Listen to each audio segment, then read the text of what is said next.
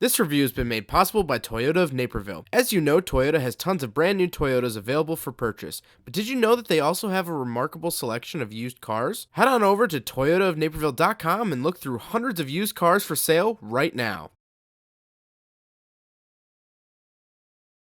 Alright, what's up guys? My name is Zach and today I am driving a 2016 Ford F-150. Up front is a 3.5 liter V6 and down below is a 6-speed automatic transmission. This video is sponsored by CarMarshal.com. If you'd like to support the channel, click the link down in the description below. CarMarshal.com advertises for over 100,000 vehicles across the US. But let's get back to that 3.5 liter V6. Well, it is not an EcoBoost engine. It is naturally aspirated 3.5 liter. I'll put up on the screen the horsepower and torque. Then we'll get up there our miles per gallon. And then, of course, because this is a truck, we'll get the towing capacity of the truck right up here out of the way. Now, this is a more base model truck, and I sort of have mixed feelings about that. The V6 actually kind of feels somewhat spry. It actually kind of sounds good in my own opinion. It's not the V8 and it's not turbocharged, but it is pretty wet here. We'll see if this thing will even do anything, but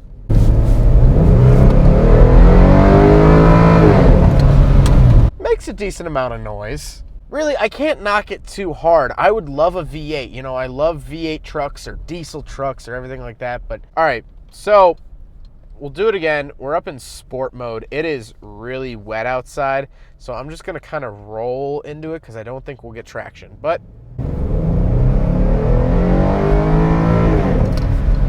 okay, sport mode definitely holds on to the gears a little bit longer, but besides that, again, I'm not getting tossed back in my seat. Like I said, Paradude is a 6-speed automatic. You could get a 10-speed automatic as well, but this is only the 6, and it is shifted on the column. Last but not least, of course, this particular F-150 is 4-wheel drive, although you could have gotten one with only 2-wheel drive. So let's talk about the interior. Well, in front of me, I have 2 physical gauges. On the left is my tachometer, and on the right is my speedometer. Up at the top, I do have some interesting gauges for oil pressure, coolant temperature, fuel, and transmission temperature. I really like the fact that I get a static transmission temperature. It's always up there. It's not a screen I have to select and deselect something else. It's always there, and I really like that. For towing, that's a big deal.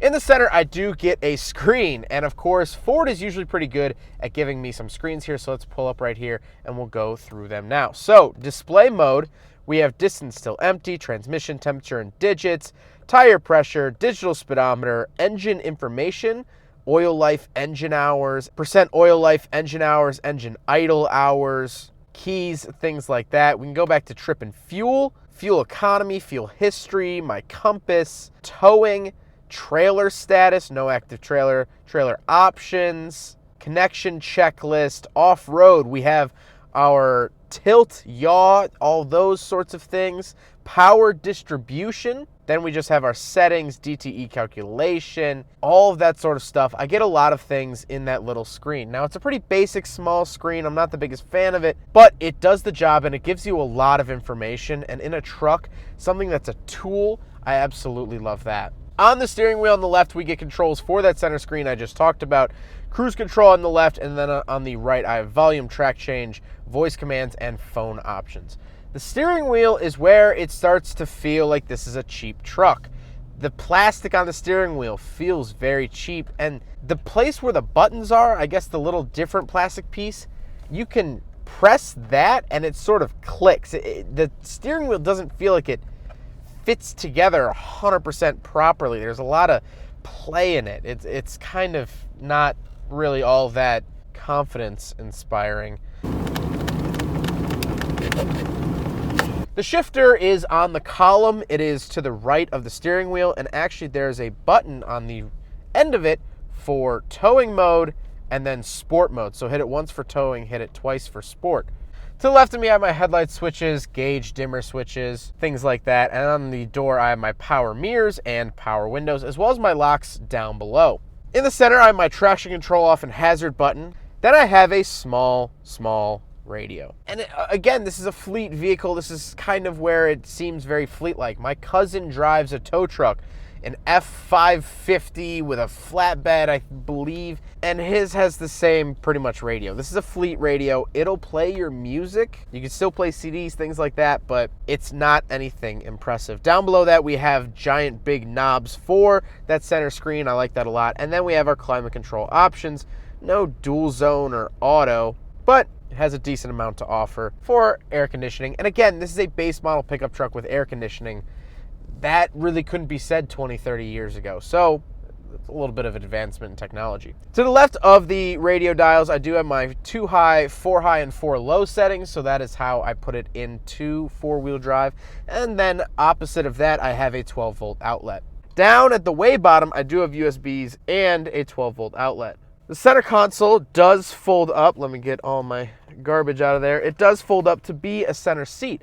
So if you want a center seat, if you have to carry a 6th person, you could definitely do that. We do have back seats. We'll talk about that in a little bit. But the center console is great. What I find funny is that there's like a rubber liner for the cup holders, and there's a little arrow showing you when you reinsert the liner which way it goes. But speaking of seats, very, very base model seats. I mean, nothing really impressive here about them. They're not bad. They're not hard. I like that. You know, a lot of base model seats, I don't know why they're cardboard. It must have been made out of recycled Amazon Prime boxes, but this is not. They're not hard.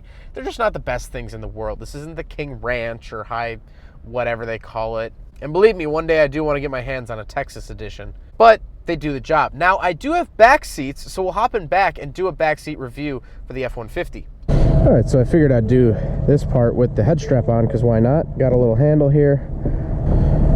All right, I don't seem to have any grab handles, so I'm just grabbing right here.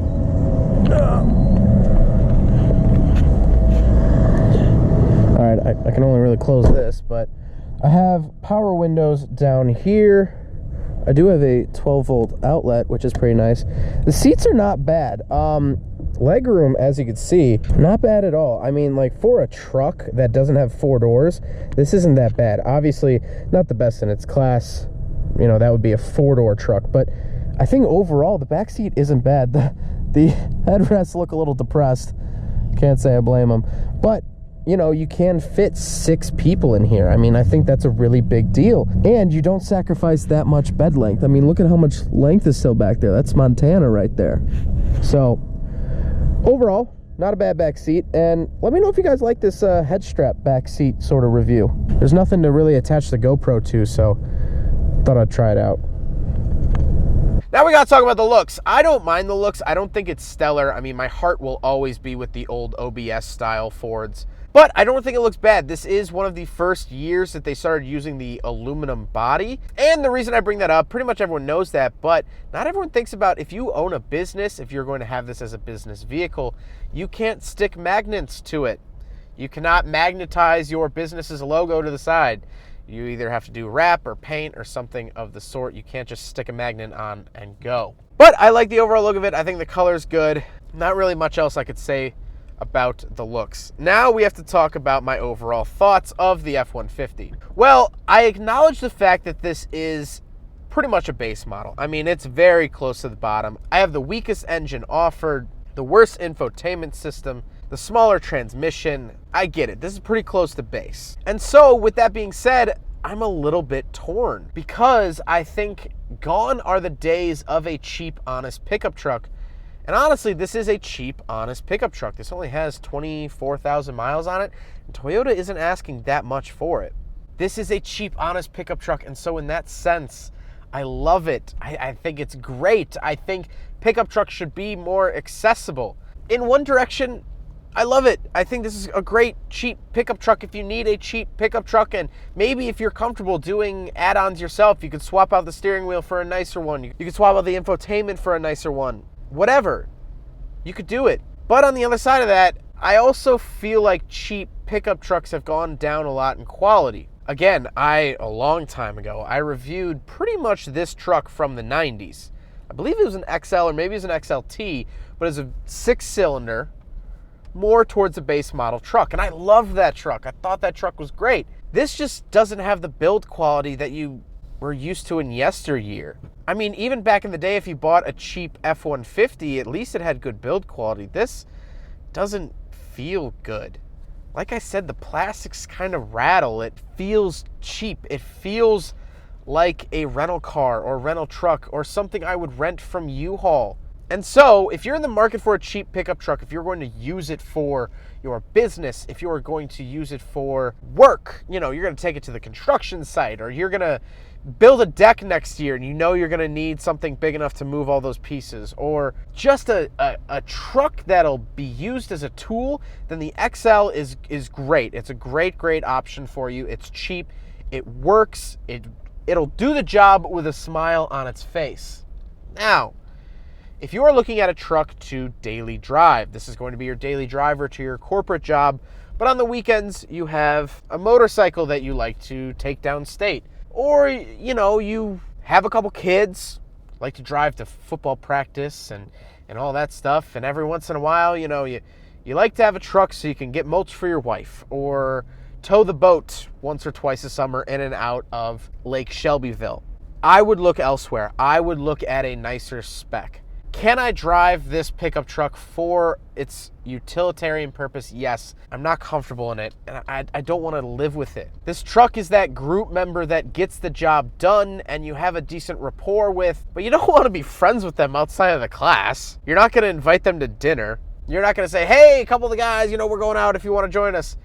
You just go, thank you for your contribution. Great guy. Move on. This isn't a truck that you want to stick around with forever. This isn't something you want to live with. This isn't a truck you want to marry. This is a truck you date just because you're just trying to figure yourself out, honestly. And so before the F-150 guys come at me about build quality and you could get a much nicer trim if you just look around, I get that. This is a base model. And so this makes me really want to drive a top-of-the-line F-150. I want to see how far that range really extends. But this is pretty bottom of the barrel. It'll be there for you, but I just couldn't see myself living with a truck like this. Well, I hope you guys enjoyed the video. Huge thank you to Toyota of Naperville for letting me take out their 2016 Ford F-150. If you are not interested in trucks, if you're not interested in Toyotas, they still have a huge used car lot. Please go give them a look. They have tons and tons of cars available for purchase. They will find you something that'll fit your needs. So if you're interested in a new vehicle, Toyota of Naperville should be your first stop every time. So, huge thank you to them. But I hope you guys enjoyed the video. Don't forget to rate the video, comment on the video, and subscribe if you really like it. Take care, guys.